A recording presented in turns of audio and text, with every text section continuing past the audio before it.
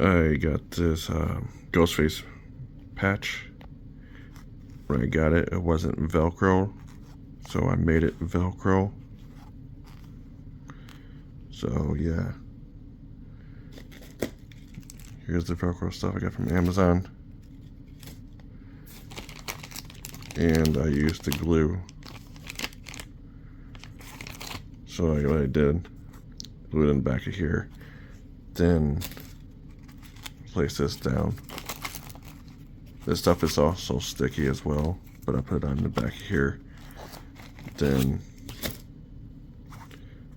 I use some scissors and my X-Acto knife.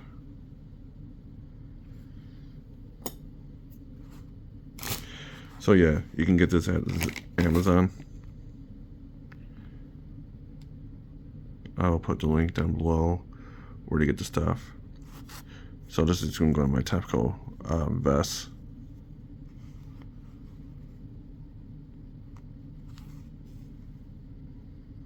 Ghostface. Ghostface is awesome, but Michael Myers is still better.